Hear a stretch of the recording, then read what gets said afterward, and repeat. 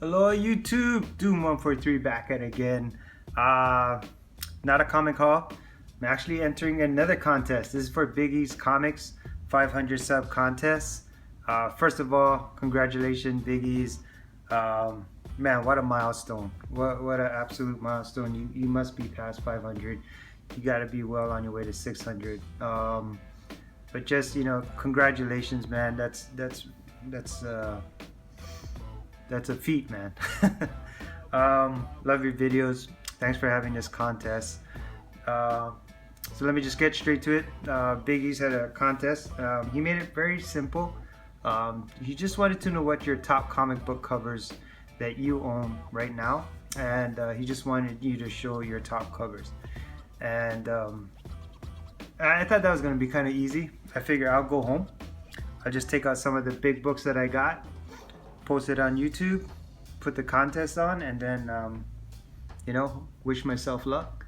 But then as I started gathering the books together, I'm like, just because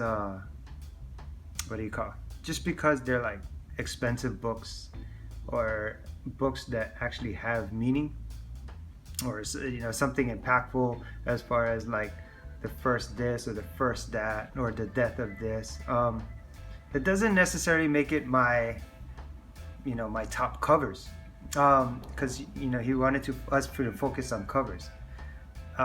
So because lately I've been picking up stuff like this, just really just trying to hit up a lot of bronze, a lot of silver, gold if I can,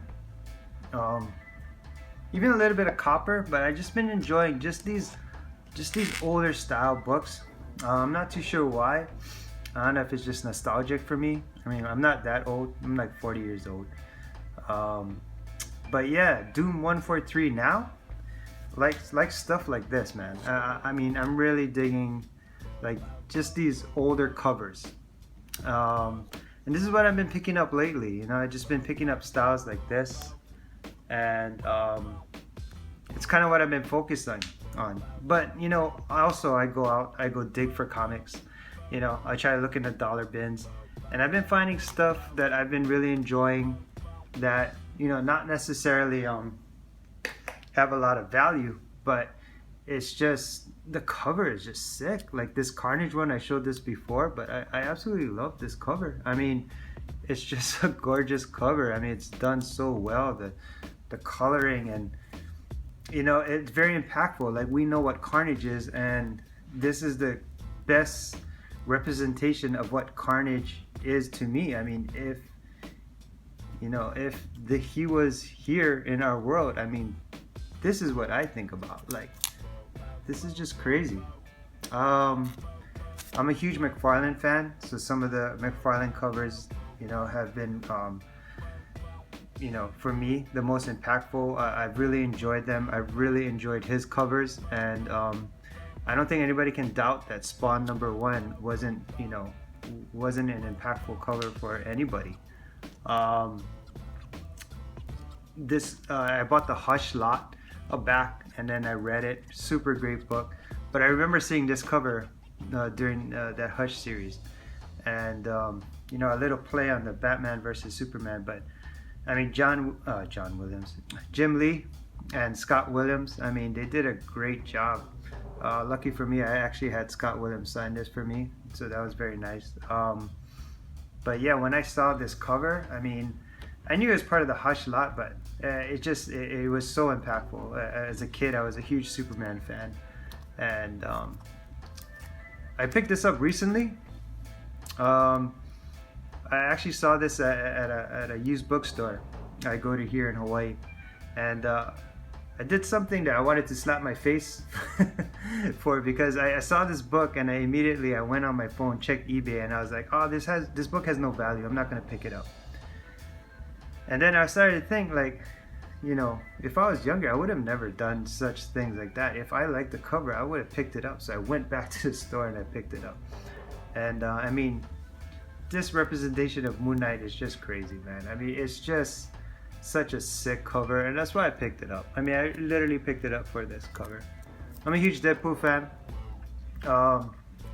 I could have picked from a lot of Deadpool comics. I mean, I literally have a long box and a half just full of like Deadpool comics. Every run that I could, any Deadpool comic I could find, I bought it.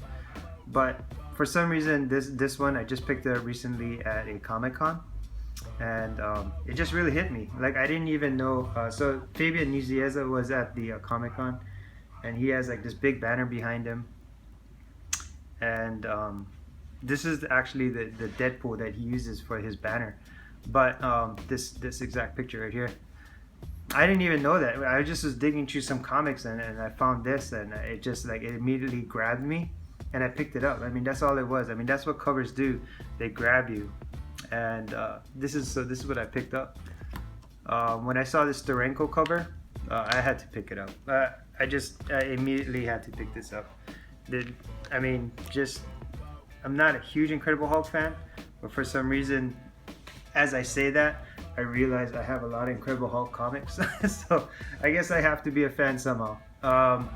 But yeah, I saw this. I mean, the colors that they used on this is just super sick. I mean, the way they use it, purple, red, orange, yellow, Incredible Hulk getting smashed. This is such an iconic cover, and that's why I picked it up. I mean, it's such an iconic cover. Silver Surfer, when I saw this one, just another great iconic cover. Of course, him himself, an iconic character, but it's not in the best shape, but I didn't even care. It's just I saw this cover and I wanted it, so I grabbed it. Ghost Rider, another comic that, you know, immediately just looking at the cover, like, you know, not paying attention to anything else as far as like the value or what it represents. It was just such a impactful cover for me, and so I had to pick that up. I mean, yeah, first appearance of Ghost Rider, of course, but I mean, just the cover alone.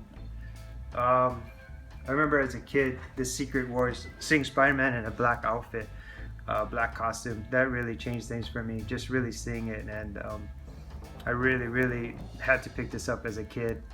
There's no way I was going to pass this up, but I mean, you know, that's what you do when you're a kid. I feel like as I get older, I start to look for value, or like I said, I look for the older stuff. I really appreciate the older stuff. Not that this stuff isn't good, it's just I have a deeper appreciation for some of the older comics. I remember this comic as a kid. I must have been 7th, 8th grade or something, maybe 6th grade. Seeing Cyclops and Storm fight, and then seeing who will lead them. I didn't even read the inside till I got home, but just seeing this cover. I mean, you know, years later now, you know, I found out it's like the first appearance of Cable when he was a baby. But so I mean, I guess it was kind of cool that I picked it up. Lucky for me, I had Chris Claremont sign this, but just I remember seeing the cover and like thinking to myself, like, why would they fight? Like, why did they have beef? I didn't understand why they had beef, and I was all like, it was such a great. I had to read it. I took it home and read it, and I took it home and I read it quickly because of this cover, and it had a huge impact. You can't have a cover contest without having Neil Adams in it. I mean, you can't. You know, like this cover alone. I mean, it's just so awesome. Like, this is probably one of the best covers that I really appreciate. This is one of the books that I've been chasing simply because of the cover. Silver Surfer #4. This is the first time Thor and Silver Surfer met. Everybody in this industry knows that this comic is mostly known, or maybe only known, for its cover. I mean, it's such a huge, iconic cover. It's a cover that I wanted to pick up, and so, yeah, I just had to have it. Iron Fist, huge martial arts guy myself. So yeah, I mean, granted, Marvel Premiere 15, first appearance of Iron Fist, but it wasn't because of that. Like, it was just simply because of the martial arts, and you know, again, I really like these copper, bronze, silver stuff. It's just I really enjoy how they use the colors and just the simplicity compared to the stuff they have out now. Like, you compare this book to maybe like this, where you see these things now, and this is Alex Ross, Harley Quinn, Batman Harley Quinn. I mean, It's gorgeous. This is a gorgeous cover. I just was talking to Seprify, and he himself was just like, he doesn't care what the value of this comic goes, whether it goes up, it doesn't go down. He just simply loves this cover, and I feel the same exact way. I mean, yeah, granted, it's the first appearance of Harley Quinn in the, I guess, DC universe. I don't know what you would call it, not the animated side. But yeah, I mean, it's such a great cover. I love the way that Joker looks. I love the way that Harley looks. And to think like this is an artist, it's not a picture. You know, nobody took a photograph of this and put it on a comic. This is actually art. And yeah, on the black background, so sick. Um, this one alone, I had no idea what this comic was when I first saw it. I didn't know it was the first appearance of Kingpin, Spider-Man number 50. I didn't know Peter Parker was trying to give up, you know, being Spider-Man. It was too much on his shoulder. But just, you know, just seeing this cover, I remember I wanted it, and found out later it was an expensive book, but it really, you know, I really enjoy Spider-Man, and yeah, you know, I went as far as to buy, you know, some of his top keys, but as far as covers, like, I'm just gonna be honest, like, this one is a very, very impactful cover for me. Huge Eminem fan myself. I hope that doesn't exclude me from the contest. But yeah, huge Eminem fan, and this book actually is brought me back into collecting comics, and to see one of my favorite rappers and with in a comic. This is actually his house that he was raised in back in Detroit. This is a identical depiction of it, and yeah, it was I had to have it. I really had to have it. I didn't care what the price was at that time.